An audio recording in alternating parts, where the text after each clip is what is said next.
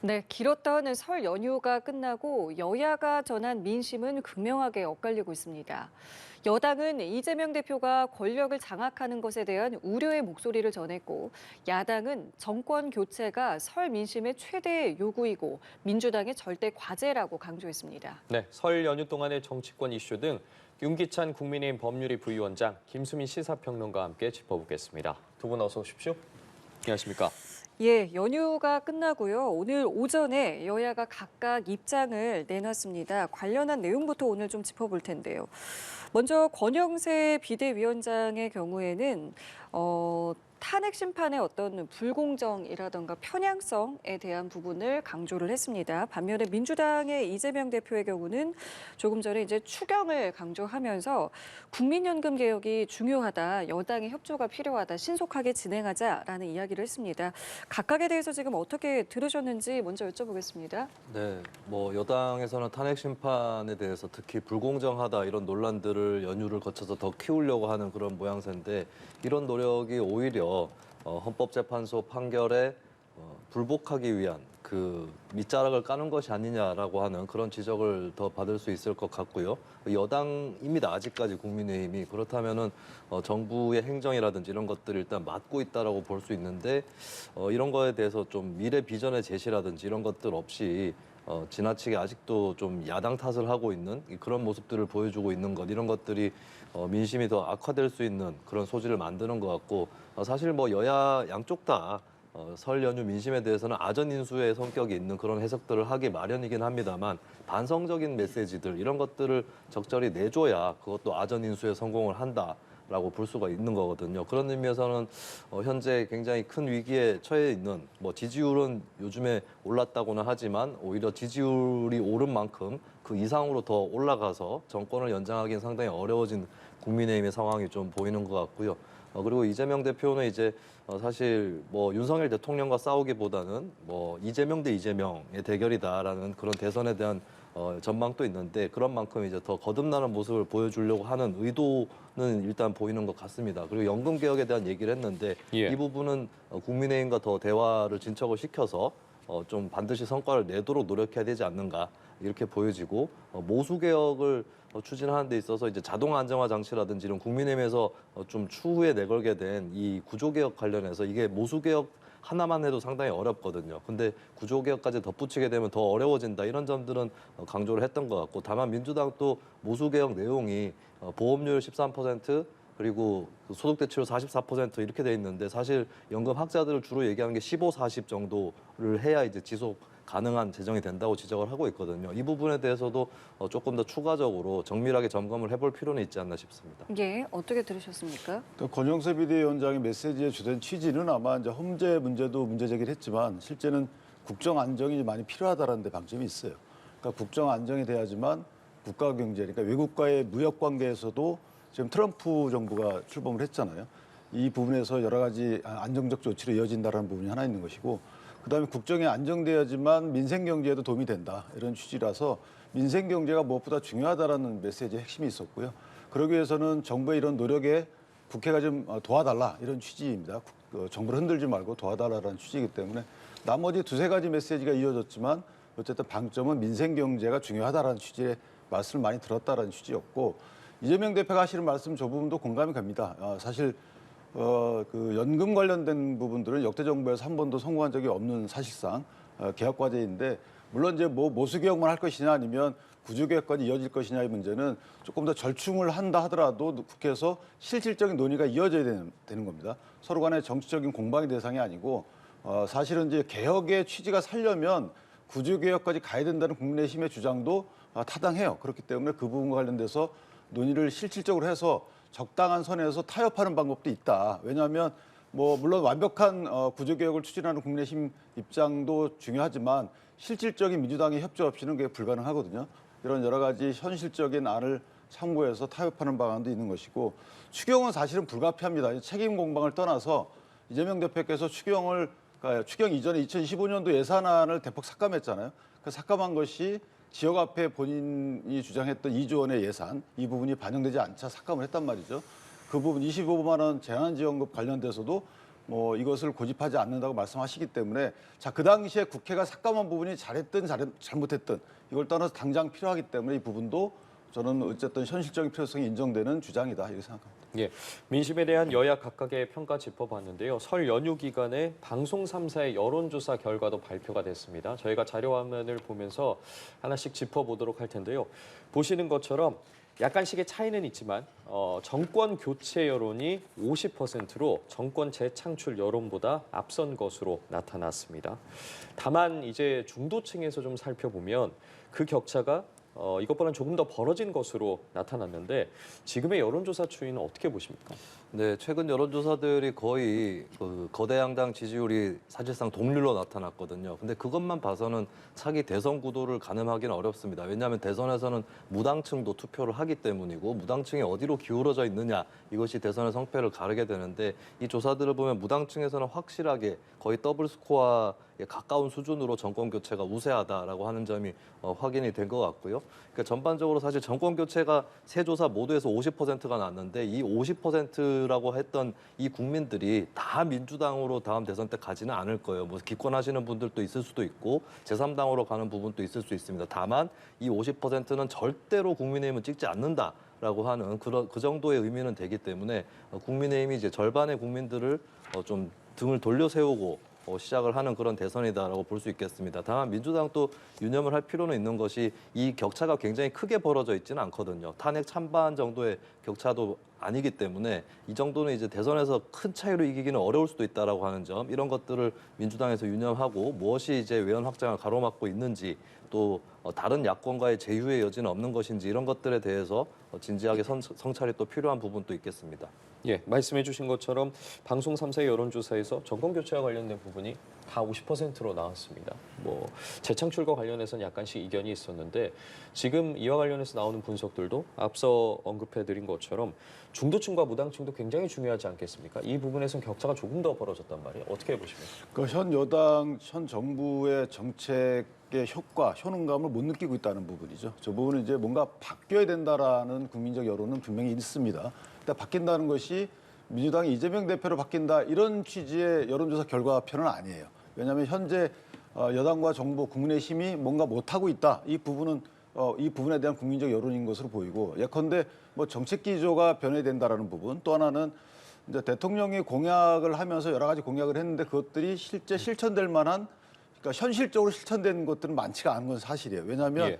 그 뭐 현실적인 제약 조건이 이제 국회에서 협조를 안 했던 부분은 분명히 있죠. 그런데 이거 어쨌든 국회에서 협조 안 한 부분에 대한 평가는 그대로 평가를 받는 것이고 공약이 이행된 부분이 아직까지 또 정권 2년차 간 넘은 상황이기 때문에 많지 않은 상황이고 4대 개혁에 대한 국민적 어떤 효능감도 없는 상황이고 그다음에 의대 부분도 상당히 논란거리가 됐던 부분이고 이런 여러 가지를 종합적으로 보면 현 정부가 추진했던 여러 공약이 이행되지 않았고 이행 과정에서 문제가 있었다라는 부분에 대한 국민적 인식이 반영된 것이지 이것이 마치 이재명 대표의 민주당으로 정권이 가야만 한다라는 국민적 의식이 표출된 것이다 이렇게 보지는 않아요. 왜냐하면 이재명 대표 등에 대한 여론조사 결과표는 또 다른 말을 하고 있기 때문에 상당히 복잡한 행간이 있는 것이다. 그러나 분명한 것은 국민의힘과 현 정부가 뭔가 바뀌어야 된다라는 인식은 분명히 국민께서 보여준 것이기 때문에 거기에 따른 국민의힘의 뭔가 노력이 뒤따르지 않을까 이렇게 생각합니다. 자, 그렇다면은 탄핵과 관련해서는 여론의 목소리는 어떤지 좀 살펴보겠습니다. 먼저 탄핵을 인용해야 된다라는 의견과 탄핵을 기각하거나 각하해야 한다라는 의견이 지금 보시는 것 같은 의견으로 나왔습니다. 글쎄요, 이 부분에 대해서는 어떻게 좀 먼저 보시는지도 들어볼까요? 네, 탄핵 찬성 반대 격차가 탄핵 직후에 비해서는 많이 줄었다고 볼 수 있겠습니다. 다만 최근에 설 연휴 전에 했던 여론조사에 비춰봤을 때 더 이상 탄핵 반대율이 더 높아지고 있지는 않다라고 봐야 될 것 같고 그것은 저는 두 가지 요인이 있다고 보는데 최근에 있었던 서울 서부지법 폭동 사태, 이 폭력과 극단주의가 난무하는 이 상황에서 탄핵 쪽으로 추가적으로 가는 발걸음은 좀 끊어지지 않았나 싶었고 그리고 또 이제 이것과 함께 짝을 이루는 부정선거 음모론 이런 것들도 이제 중간층 입장에서는 선뜻 가담하기 어렵게 만드는 그런 요인이 됐다고 봅니다. 그리고 앞으로 뭐 탄핵 때까지 저렇게 여론 구도가 갈 수도 있겠는데요. 저는 탄핵 이후에 지금 현재 탄핵을 반대하시는 분들 중에 일부가 그래도 그때 탄핵을 하는 게 맞았다라고 인정하는 순간이 올 수 있다고 봅니다. 크게 두 가지가 있다고 보는데 첫 번째는 명태균 게이트예요. 사실 지금 자꾸 이제 윤석열 대통령 측에서 뭐 국회에 경고를 보내기 위해서 계엄을 했다라고 얘기를 하는데 사실 국회에서 뭐 법안이 통과 안 되고 이것보다는 명태균 씨 관련 보도가 사실 이게 아주 심각한 것이 경선 방해 의혹 보도까지 나왔었습니다. 그게 12월 2일, 3일에 집중 보도가 됐었거든요. 그것이 윤석열 대통령 계엄의 주요 배경, 동기가 됐다라고 쉽게 이제 짐작을 할 수 있는 부분이고 이것이 이제 마저 진상이 밝혀지게 된다면 윤 대통령이 본인의 죄를 가리기 위해서 계엄을 했다라고 하는 이 줄거리가 완성이 됩니다. 그때가 되면 여론의 변화가 있을 것이고 두 번째는 내란 그 형사법정이죠. 내란죄에 대해서 아직까지 이게 내란 수준은 아니지 않느냐라고 믿고 싶은 국민들이 있고 그런 심정에 대해서는 이해를 하나 이런 것들이 이제 하나하나 죄의 요건이라든지 증거 이런 것들이 법정에서 제시가 되고 1심, 2심 대법원에서 판결이 나올수록 탄핵을 그래도 그때 할 걸 하는 게 맞았다라고 하는 그런 여론이 더 늘어날 걸로 예상을 합니다. 자, 그렇다면은 내란 특검법에 대해서는 이 도입에 대해서는 어떤 의견을 갖는지 이 부분에 대한 여론조사도 있었는데요. 뭐 찬성과 반대 그리고 또 필요하다, 필요 없다 이 부분에 대한 이제 여론조사였습니다. 결과적으로는 어쨌든 좀 이제 도입이 필요하다라는 의견이 좀 앞서고 있었는데요. 이 부분에 대해서는 좀 어떻게 보셨는지요? 그러니까 탄핵 찬성 반대에 관련된 그러니까 인용 기각 예. 관련된 그 뭐 예측인지 아니면 본인들이 원하는 건지 모르겠습니다만은 그것에 대한 수치는 뭐 그대로 제가 뭐 이해를 하겠는데 예. 이 내란 특검법에 관련돼서는 국민적 아직은 홍보가 좀 부족한 부분이 없잖아 있다라는 생각이 들어요. 왜냐하면 이게 법안 자체가 오락가락하고 법안 발의 시기가 이전에 사실은 이 특검이 필요하다라는 의견이 있을 수 있는 시기에 발의가 됐어요. 애당초 것은. 그리고 그 당시에는 사실 뭐 수사 관련된 관할권의 문제가 있고 그러니까 이게 뭔가 관할권의 문제를 해결하기 위해서 특검이 필요하다라는 사실상의 특검을 찬성하지 않으면서도 이 사태를 해결하기 위해서 특검이 필요하다는 의견이 반영된 수치일 수도 있는 거죠. 그런데 지금은 이제 대통령까지 기소된 마당에 사실 내란 특검이 필요 없는 상황은 분명하거든요. 제 개인적으로 볼 때는. 그런데도 불구하고 저렇게 수치가 나왔다는 건 저는 좀 놀랐습니다.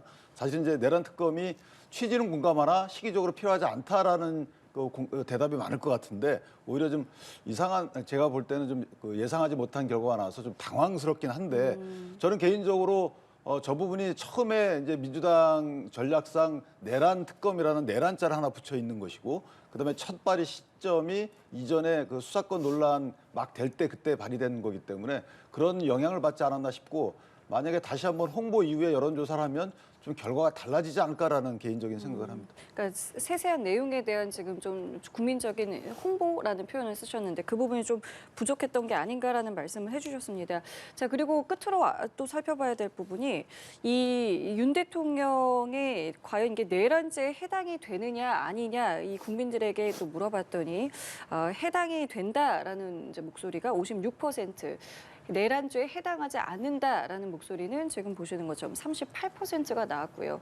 윤 대통령의 혐의와 관련해서도 동의한다, 동의하지 않는다에서 동의한다가 좀 앞서게 나왔습니다. 관련해서는 어떻게 좀 보셨습니까? 네, 내란죄에 해당한다 하지 않는다의 비율이 예전에는 이제 탄핵 찬성이 압도적일 때, 그러니까 뭐 더블 스코어 정도 됐을 때는 탄핵 찬성률하고 내란죄다 간에 조금 격차가 있었어요. 근데 지금은 격차가 양쪽 다 그러니까 탄핵 반대 입장은 내란죄가 아니다 쪽으로 붙어 있고 탄핵 찬성 쪽은 내란죄에 해당한다 쪽으로 붙어 있습니다. 이것은 이제 시간이 흐르면서 국민들, 응답자들 각자가 이제 판단을 좀 더 명확하게 한 결과라고 볼 수가 있겠고 내란죄에 해당한다라고까지 판단을 했던 국민이 탄핵 반대쪽으로 넘어갈 가능성은 별로 없다고 보여지거든요. 그런 의미에서 이 조사는 탄핵 찬반 격차가 더 이상 줄지는 않을 거다라고 하는 것을 함께 암시를 하고 있는 것 같습니다.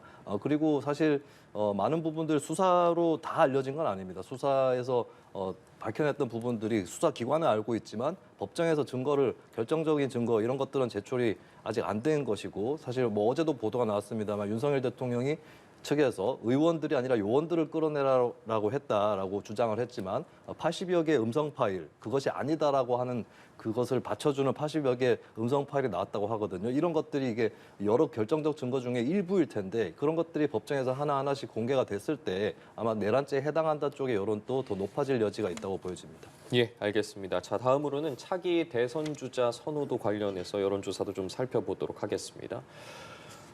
지금 보시는 것처럼 이재명 대표가 다자구도와 양자대결 모두에서 앞서고 있는 것으로 나타났는데 다자구도에서는 이재명 대표가 35에서 36% 지금 보시는 것처럼 최상단에 위치해 있습니다. 2위가 김문수 장관 14에서 17% 사이에 포진해 있고요. 그 밑으로 이제 뭐 오세훈 시장, 한동훈 전 대표 등의 이름도 보이는데 지금 나오고 있는 여론조사들에서 좀 어떤 부분이 눈에 들어오십니까? 저는 다자구도는 특별히 의미가 없다고 보는 예. 것이 지금 이제 이재명 대표, 그러니까 민주당 측 내지 진보 진영 측의 이재명 대표가 독점적 지위를 갖고 있는 부분, 저 부분은 뭐 지금은 당연하다고 봅니다. 그런데 그 수치가 일단 큰 변화가 없는 것이고요. 나머지 국민의힘 계열 쪽 정당, 보수 계열 잠재적 후보군을 보면 그 이름들은 뭐 거의 비슷합니다. 그런데 상당히 나눠 갖고 있기 때문에 저분들 전부 다 더한 그 수치하고 그다음 이재명 대표의 수치하고 거의 비슷해요. 그러니까 결국은 이재명 대표 갖고 있는 민주당 내에서의 압도적 지위, 이것이 향후 판도에 어떤 부정적 또는 긍정적 영향을 미칠 것인지가 오히려 저는 관전 포인트라고 보고, 그다음에 이제 붉은색으로 표시된 국민의힘 계열 쪽의 이 그 후보군들은 크게 변동이 없어요. 근데 그분들이 갖고 있는 조사에서 갖고 있는 수치보다는 이제 양자 대결에서 갖는 수치가 좀 더 중요하지 않을까, 개인적으로 뭐 그렇게 생각합니다. 예, 양자 대결에 대한 수치가 조금 더 눈에 들어온다라고 말씀해 주셨는데 여당 후보로 지금 김문수 장관이 앞서 전해드린 것처럼 14에서 17% 이 부분도 눈에 좀 들어옵니다.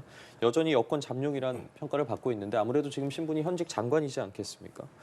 그럼에도 여권 내 지금 차기 대권 주자 지지율 1위에 올라 있습니다. 이 배경은 개인적으로 좀 어떻게 분석하고 계시는지 여쭤보겠습니다. 네, 이 정도 지지율이면 이제 잠룡이라고 부르기는 어려워진 것 같아요. 그러니까 여권에서 1위고 전체에서 2위다라고 확고하게 봐야 될 것 같고, 물론 이제 최근 여론조사에 대해서 보수층 과표집 논란이 있긴 합니다만, 근데 이 전화 면접은 그 과표집의 수준이 덜한 것으로 그렇게 정평이 나 있는 거고, 여러 여론조사에서 김문수 장관이 여권 주자 중에 유일하게 두 자릿수 지지율을 나타내고 있거든요. 그러니까 김문수 현상이라는 게 있다는 거는 확실한 것 같아요. 이것은 이제 사실 국민의힘을 지지하지 않았던 사람들이 김문수 장관은 좋다 이렇게 해서 지지한다기보다는 국민의힘을 원래 지지했던 특히 강성 지지층, 핵심 지지층에서 김문수 장관이 선명성이 뚜렷하다 이런 부분들로 이제 이쪽으로 더 쏠려가는 것이 아닌가 그렇게 보여지고, 국민의힘 내부에서도 김문수 장관을 후보로 냈을 때 외연 확장성이 저해되지 않겠느냐, 극우 이미지가 강하기 때문에 그런 우려가 있는 것으로 알고 심지어는 이것을 좀 막아보려고 노력하는 그런 시도도 제가 알기로는 있는 것으로 알아요. 근데 그게 쉽지는 않을 거예요. 왜냐하면 사실 아까 전에 이 가상 양자 대결 조사에서 힌트가 나와 있는데 김문수 장관이 다른 주자에 비해서 그 가상 양자 대결에서 지지율이 낮은 편인 것도 아닙니다. 다른 주자가 훨씬 앞서 나가서 이 사람이 외연 확장성이 있다 이렇게 돼야 되는데 지금 보면은 오세훈, 홍준표, 김문수 세 사람 다 가상 양자 대결에서 지지율이 비슷하거든요. 이렇게 되면은 당 내외에서도 아니 김문수라고 해서 확장성이 더 떨어진다는 근거가 뭐냐 이렇게 될 거란 말이죠. 제가 봤을 때는 국민의힘이 또 내부의 뭐 당원이라든지 지지층 위주로 해서 경선을 실시를 하게 될 텐데 김문수 장관이 중도에 사퇴를 하고 대선에 출마를 하게 되면 국민의힘 내부에서 1위 아니면 2위를 할 가능성은 상당히 높다. 실제로 대선에 나올 가능성도 저는 상당히 높아지고 있다고 보여지고요. 이 구도에서 아마 가장 큰 피해자는 홍준표 시장이 되지 않을까 싶습니다. 왜냐하면 홍준표 시장이 탄핵 반대에 섰는데 탄핵 반대층에서는 김문수 장관을 1위로 밀어버렸고, 그럼 김문수 장관 지지층이 홍준표 시장에게 뭐 새삼 이동을 할 가능성은 별로 없는 거거든요. 이런 차원에서는 홍준표 시장이 가장 큰 피해자가 아닐까 싶고, 반대로 당내에서는 반대급부를 한동훈 전 대표가 입을 수도 있습니다. 왜냐하면 김문수라고 하는 탄핵에 굉장히 뚜렷하게 반대를 하고 극우적인 성향을 갖고 있고 극우 유튜버들부터 시작해서 선호했던 이 주자가 뜨게 되면 반대쪽 끝단에 있는 당내 스펙트럼에서 반대편 대척점에 있는 사람이 또 뜰 수 있는 거거든요. 그런 차원에서는 김문수 대 한동훈으로 갈 수도 있다라고 하는 신지호 전 의원의 어쩌면 희망 섞인 친한계이기 때문에 그런 예측도 있었는데 그 예측이 단순한 희망이 아니라 실제가 될 수도 있다라고 저는 판단을 합니다.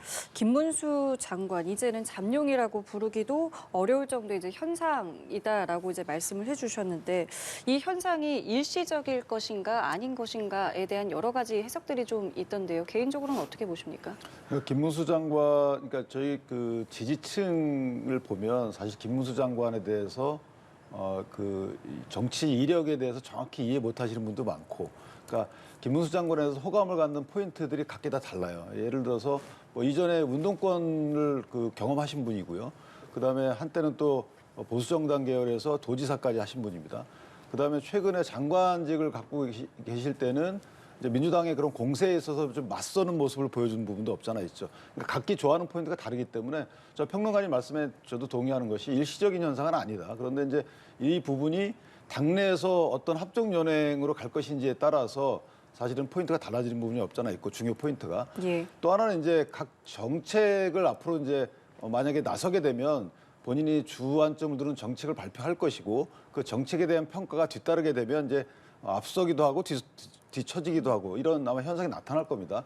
어쨌든 당내에서 입지는 확고하게 잡았다는 부분이 없잖아 있고 그다음에 경선들이 어떻게 될지 모르겠지만 만약에 조기 대선이 된다면 경선 과정에서 경선룰의 문제, 그다음에 정책의 문제, 합종 연행의 문제 갖고 후보들 간의 우열이 좀 바뀌지 않을까라는 생각을 개인적으로 갖고 있습니다. 거기다 변수를 하나 더 얹어보자면 아까 말씀하셨던 한동훈 전 대표의 복귀가 아닐까 싶은데요. 파괴력에 대해서는 어떻게 예상해 볼 수 있겠습니까? 지금 상황에서요. 뭐 한동훈 전 대표의 경우에는 일정 부분 정치적인 그 자산 내지 그 지지층을 갖고 있죠. 그런데 저는 이준석 국민의힘 전 대표하고 비슷한 정도의 그 지지를 갖고 있다고 봐요. 그렇기 때문에 뭐 압도적이진 않지만 누군가에게 힘을 실어주게 되면 상황이 변하는 정도의 힘을 갖고 있다. 바꿔 말하면 본인 스스로도 이것을 헤쳐나갈 수 있는 지지층을 갖고 있지는 않다고 봅니다. 그 정치적 자산을 갖고 있지는 않다고 보고 누군가에 합쳐야지만 현상을 타개할 수 있는 지지층과 정치적 자산을 갖고 있다. 따라서 한동훈 전 대표의 경우에는 당내에서도 사실은 정치적인 그 장점과 단점이 굉장히 뚜렷한 분이에요. 그다음에 대국민 차원에서도 보면 그렇게 압도적인 어떤 지지를 갖고 계시지 않기 때문에 하여튼 약간 딜레마이적 상황이죠. 모든 정책을 당 외로 갖고 갈 수도 없고 당을 마냥 비판하면서 국민에만 호소할 수도 없고 당내에 올인할 수도 없고 이런 딜레마적 그 정치적 자산을 갖고 있기 때문에 누군가하고만 반드시 합쳐야 된다. 저는 개인적으로 아까 평론가님 말씀과 달리 한동훈 대표 입장에서는 김문수 전 장관과 합쳐야 되거나 홍준표 대구시장과 합쳐야 되는 것이지 본인이 홍준표 대표나 김문수 시장과 홀로 맞서는 정치적 자산은 없어요. 한동훈 전 대표께서. 그렇기 때문에 특히 당내 경선을 통과하기 위해서는 저는 상당히 고민을 하고 계시지 않을까. 그 고민에 대한 해결책에 서야지만 뭔가 활동에 나서지 않을까 싶고 마지막으로 이재명 대표의 뭐 판결과 한동훈 대표의 등판 시기가 저는 인과관계가 필연적이지 않다고 보는 것이 크게 관련이 없어요. 그 부분 하나의 명분을 삼는 것이지 사실은 이제 본인이 어떤 정치적 자산을 어떻게 확대할 것인지에 대한 방안이 수립된 이후에 등판 여부를 결정하지 않을까 이렇게 생각합니다. 이재명 대표에 대해서 언급해 주셨는데요. 지금 다자구도와 양자대결 모두에서 앞서고 있는데 이재명 대표 문재인 전 대통령을 예방했습니다.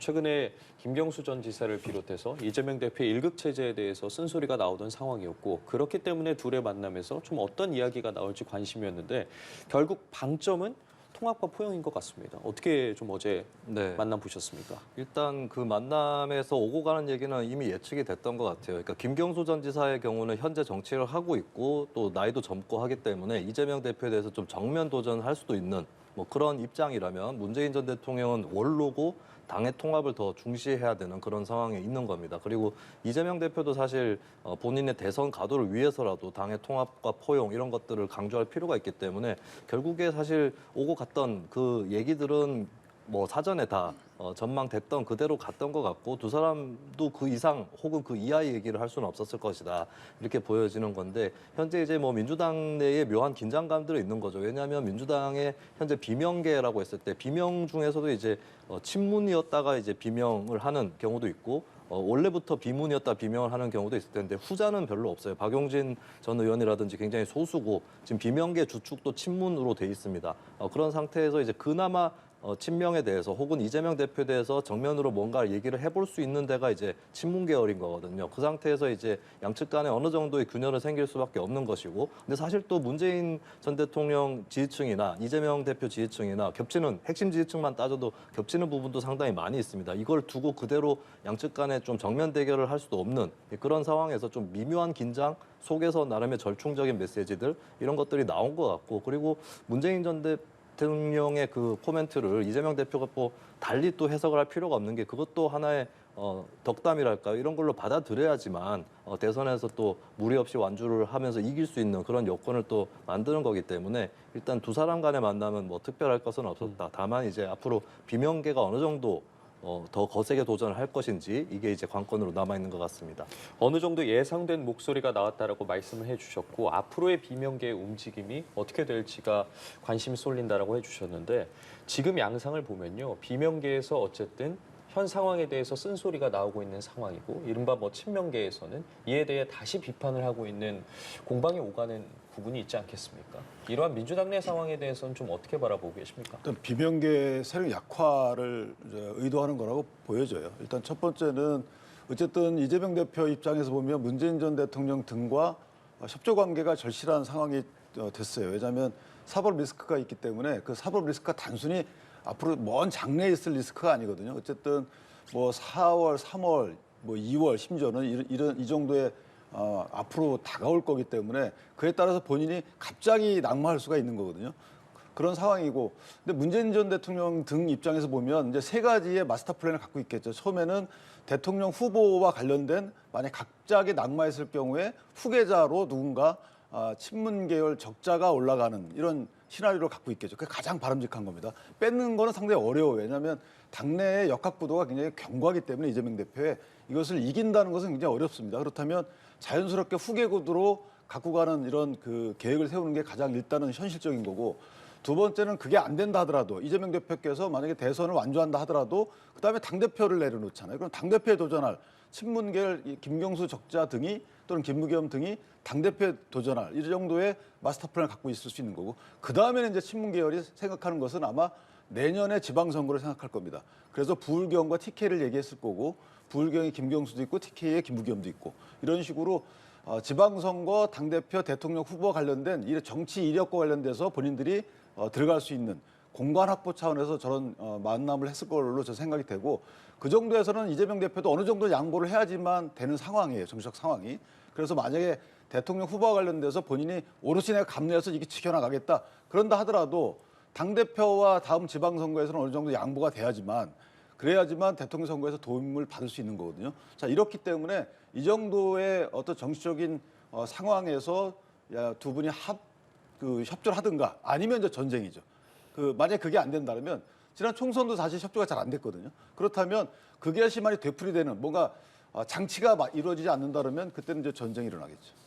어떻게 생각하세요? 이 의견에 대해서요? 네, 뭐 저는 전쟁까지 일어날 일은 없을 거다. 왜냐하면 그렇게 해서 양쪽 다 이득을 볼 것이 없는 부분이 분명 있는 거고, 이재명 대표의 경우는 이제 문재인 전 대통령도 지적을 했듯이 지난 대선 때 이제 민주당 지지층이었는데 투표를 안 한 사람들이 있다 이런 것들을 거론을 했었거든요. 사실 문재인 전 대통령이 퇴임 전후의 그 지지율이라든지 이런 것들이 역대 전직 대통령들보다 높은 편입니다. 사실 호감도로 따졌을 때는 이재명 대표보다 조금 위라고 볼 수 있는 부분도 있기 때문에 이런 것들을 이재명 대표가 정면으로 거스를 수는 없다. 다만 또 현재 대표는 이재명 대표고 현재 정치에서의 당의 대주주라고 해야 될까요? 이 부분은 또 이재명 대표이기 때문에 양측이 서로 이렇게 들이받아가지고 될 일은 없을 거라고 봅니다. 그렇기 때문에 그것은 이제 양측 간에 어느 정도 금도를 지킬 것이라고 보여지고, 그러니까 민주당에 저는 중요한 거는 이제 대선 이후가 될 거라고 봐요. 그러니까 현재까지는 당이 일색화된 건 사실이었고 그 구도를 갑자기 바꿀 수는 없습니다. 그러면 지금 네. 나오고 있는 어떤 비명계 목소리도 지금보다는 잦아들 것이다 이렇게 예측하십니까? 그렇진 않죠. 그러니까 비명계는 사실 더 크게 목소리를 낼 걸로 보여지는데, 근데 이게 비명계가 정말 큰 힘을 갖고 있다면 이게 당에서 굉장히 크게 갈등이 일고 균열이 커질 수 있겠죠. 근데 지금 현재 지지율이라든지 지분이라든지 이런 것들을 봤을 때 사실은 좀 대등한 상대가 되기는 상당히 어렵습니다. 그러면 도전자 입장에서는 일단 안 되더라도 이번 기회라도 또 윤석열 대통령이 파면당할 가능성이 높다고 판단을 하기 때문에 이런 상황에서부터 일단 목소리를 크게 내기 시작하겠다라고 하는 것이고, 이재명 대표 입장에서도 자신을 그걸 제낄 수 있는 만큼의 그런 저력은 아니기 때문에 좀 여유 있게 받아줄 수도 있는 그런 상황이 또 펼쳐지는 거죠. 이제 중요한 것은 대선 이후에 민주당이 내부에 어떤 구도를 형성을 할지 이런 부분들이 이제 숙제로 남는다 이렇게 볼 수 있겠습니다. 알겠습니다. 국민의힘의 움직임을 좀 보면요. 오늘 이제 대통령실 참모들이 윤 대통령을 접견을 하게 됩니다. 공수처가 그동안 이제 접견 제한 조치를 이제 내렸었는데 이게 이제 풀어지면서 오늘부터 일반 면회가 가능하게 되죠. 자, 그래서 이제 뭐 여권 인사들도 이제 조만간 접견을 추진할 것이다. 이런 이제 보도들도 좀 나오고 있는데 이것과 관련해서 여러 목소리가 좀 있는 것 같아요. 관련해서 어떻게 좀 생각하시는지요? 일단 대통령실 참모들은 사실은 뭐 접견하는 것은 저는 뭐 그건 자연스럽다고 봐요. 그 이제 모시고 있던 대통령이 어쨌든 구출에 수감돼 있고 가가지고 여러 가지 이제 얘기를 많이 나눌 부분들이 있다고 봅니다. 또 하나는 김건희 여사 근황 관련된 부분도 아마 듣고 싶어하는 부분이 없잖아 있을 거예요. 그런 부분 관련된 논의 주제도 있을 거고. 다만 이제 당 관계자나 시도지사 협의회 이런 분들은 개인적인 차원에서 가는 거는 저는 뭐 특별히 언론이나 아니면 정치권에서 왈가왈부할 대상이라고 보지는 않아요. 다만 공적인 자격을 갖고 가는 것은 조금 자제하는 것이 맞다고 봅니다. 근데 그 왜냐하면 개인적인 것과 공적인 걸 구분할 수 있습니까? 뭐 그래도 그건 구분해야 되겠죠. 왜냐하면 공적인 자리에 있다고 해서 개인적인 행보까지 그것을 뭐 못 가게 하는 것은 문제가 있는 것이죠. 왜냐하면 이게 공휴일 날 가면은 이제 개인적인 자격으로 갈 수 있다고 하지만 접견 자체가 공휴일 날 되지 않거든요. 예. 그래서 그런 부분이 있어서 개인적으로 가는 것까지 저는 문제가 된다고 보지는 않고, 그러나 이제 공적인 자격을 갖고 가는 것은 여러 가지 해석의 여지를 낳아요. 그다음에 비판의 대상도 되고 하기 때문에 뭐 그럴 수 있지라고 한 측의 어떤 의견만을 들어서 가는 것은 바람직하다고 보는 것이 아니고, 어쨌든 공적인 정치인 등의 행보에 대해서는 국민적 평가가 따르는 것이기 때문에 그 국민적 평가는 또 당의 평가로 이어지는 부분이 없지 않아 있습니다. 따라서 이런 부분은 행보를 하기 전에 면밀히 그 정치적인 파장에 대해서 고민을 하고 하는 것이 맞다라는 생각이 들고, 그 다음에 이제 대통령이 지금 바빠요. 제가 볼 때는 만약에 이제 형사 재판 배당이 된 이후에 재판기일 내 준비기일이 지정이 되게 되면 일주일에 한 3일 정도를 재판 나가게 되고, 특히나 이번 주하고 다음 주에, 특히 다음 주에 있는 재판이 그 다음 주까지 헌재 심판이 굉장히 중요하잖아요. 군 관계자들이 나와서 대통령으로부터 대통령이 주장하는 바와 다른 내용의 전화를 받았다라고 주장하는 분들에 대한 그 증인 신문이 이어지기 때문에 상당히 중요한 거라서 저는 2주간 그 접견하는 것은 바람직하지 않다라고 봐요. 그때는 뭔가 그에 관해서 여러 가지 얘기를 해야 되는 상황인데 시간을 뺐을 뿐만 아니고 혹시나 오해 살 부분도 없잖아 있는 것이거든요. 저희가 예전에 이화영 부지사 접견 당시에 그 정치권 인사에게 되게 다양한 비판을 했단 말이죠. 이런 우려가 있다라는 것이기 때문에 그런 우려의 의혹을 사면서까지 갈 필요는 없다. 그 2주간만큼은. 특히나 이제 지금 뭐 대통령 관련돼서 뭐 증거인멸에 우려가 있다라고 주장하는 분들이 많잖아요. 더군다나 마지막 한 말씀 드리면 대통령 측에서 형사재판 배당된 이후에 보석을 청구한다는 거거든요. 예. 그 보석을 청구할 때 보석 불허 사유 중에 증거인멸에 우려가 있다는 거죠. 그러면 만약에 정치권, 특히 야당에서 이렇게 자꾸 정치권 인사들이 가서 드나들면서 말을 전하는 거 아니냐라고 하면서 이 증거인멸의 우려가 있다라는 하나의 그 정황 증거로 될 여지가 있어요. 그렇다면 괜한 의혹을 통해서 본인들도 정치적 파장을 낳고 대통령께도 증거인멸 우려가 있다는 쓸데없는 오해의 소지를 제공하는 거고 시간 뺏고, 그래서 2주간은 절대 접견하지 않는 것이 맞지 않겠는가라는 생각입니다. 평론가님 생각은 어떠세요?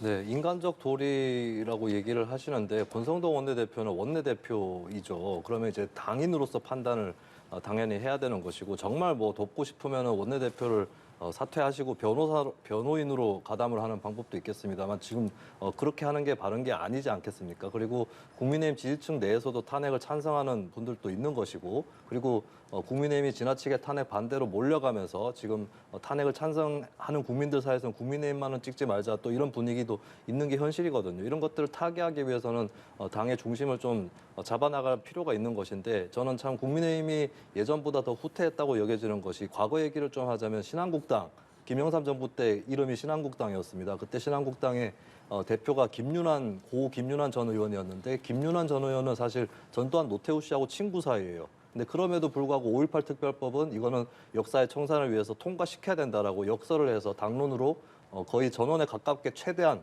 찬성을 던지도록 그렇게 유도를 했고, 그리고 이분이 친구지만 전두환 노태우 씨 면회를 간 것은 확인해 보니까 1997년 10월경이었습니다. 전두환 노태우 씨가 감옥에 가고 한 2년 정도 지나서 간 거였거든요. 그분은 안 친해가지고 그렇게 늦게 갔겠습니까? 이게 공인으로서, 정당인으로서 해야 될 도리가 있는 것이고, 그것이 사적인 감정보다 앞서는 것이 마땅하다, 이렇게 보여집니다. 예, 알겠습니다. 그리고 이상민 전 장관이 경찰 조사에서 윤 대통령이 계엄 당시에 국무위원들이 반대를 한다라는 입장을 윤 대통령에게 전했는데 윤 대통령이 그랬음에도 불구하고 이제 계엄을 선포한다라고 말을 했다고 이야기를 했습니다.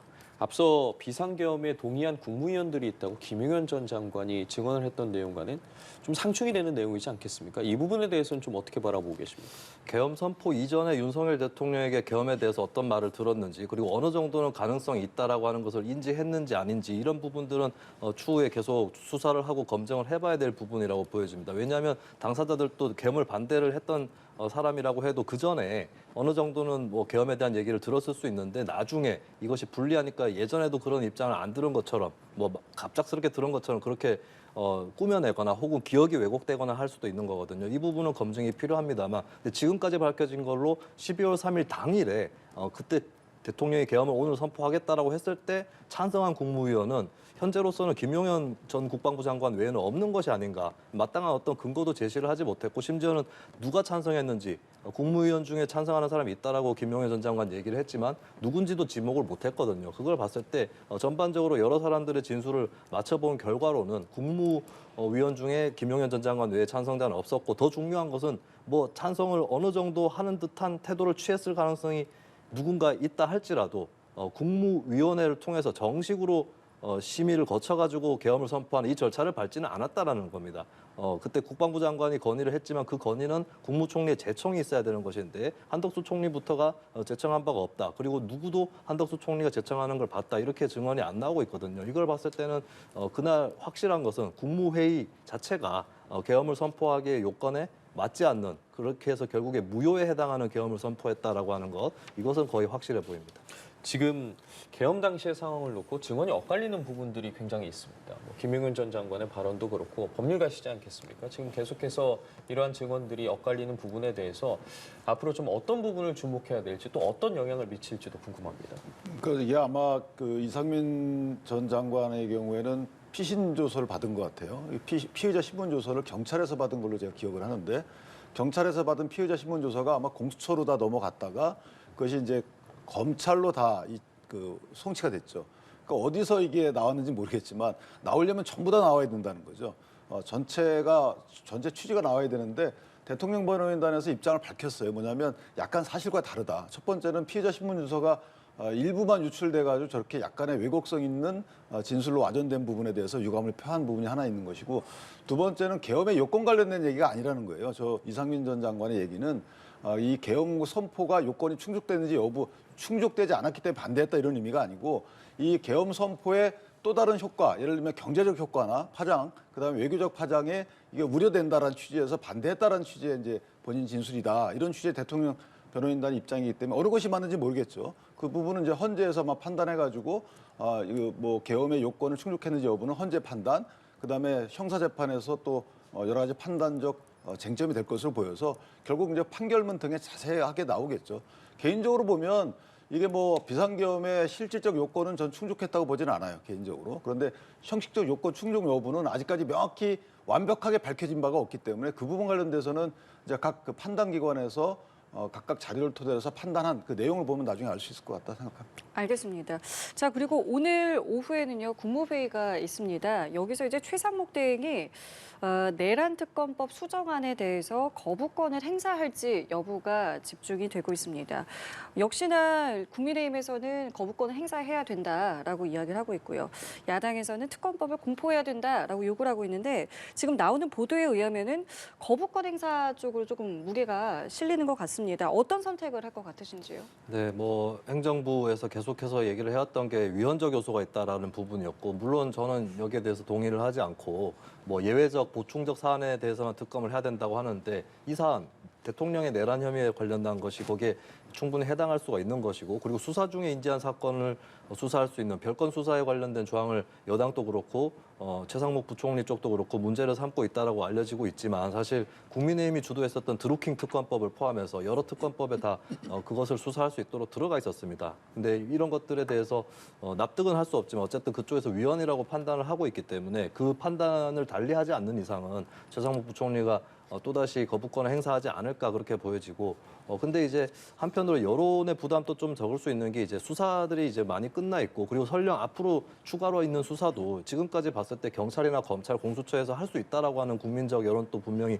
있을 것으로 보여지거든요. 그런 의미에서는 좀 민주당 입장에서도 특검법에 굉장히 사활을 걸어야 되는 필요성은 좀 낮아졌다고 볼 수 있을 것 같고 그래서 민주당에서도 이 특검법에 대해서 뭐 거부권 행사했다고 해서 뭐 탄핵 카드를 만진다거나 이러지는 않을 것으로 그렇게 또 전망을 합니다. 말씀대로라면 거부권을 행사해도 민주당에서 특별히 더 강하게 나오지는 않을 것 같은데 어떻게 좀 예상하세요? 이건 거부권을 행사할 수밖에 없다고 저는 생각하는 것이 이제 위헌지 여부 그간의 특검법을 받아들일 수 없다고 내건 이유는 뭐 여기서는 큰 문제가 되지 않는다고 봐요. 왜냐하면 이미 특검을 하게 된 그 수사 대상이 다 끝났잖아요. 수사가 다 이루어졌고 그러면 일부 민주당 분 말씀처럼 다른 수사를 하면 되지. 그 다른 수사라는 게 그럼 동원된 군경에 대해서 다 수사하겠다는 건 아닐 거 아니에요. 보통 거기에 대한 수사를 안 하기 때문에 수사 대상 사실관계가 없다라는 부분입니다. 이미 대통령까지 구속 기소된 마당에 수사를 더 할 필요성이 있겠는가요? 그래서 따라서 저걸 만약에 굳이 밀어붙인다 그러면 탄핵까지 가게 된다 그러면 민주당의 그 목적은 똑같죠. 인지 수사를 통해서 정치권으로 수사 전반을 확대하겠다는 거죠. 이거는 뭐 한 110일간 거의 뭐 만약에 대선이 있게 되면 그 대선 국면까지 수사를 계속 이어가서 사실 정치적 지형을 변경시키겠다는 거기 때문에 거기까지 민주당이 전 밀어붙인다고 생각하지 않습니다. 따라서 원리 원칙대로 수사할 필요성 없는 특검이라는 게 불필요한 거잖아요. 그렇다면 불필요성을 이유로 해서 최상목 권한대행이 이건 거부하는 것이 맞다 이렇게 생각합니다. 알겠습니다. 오늘 말씀은 여기까지 함께하겠습니다. 지금까지 윤기찬 국민의힘 법률위 부위원장, 김수민 시사평론가와 함께했습니다. 두 분 감사합니다. 고맙습니다.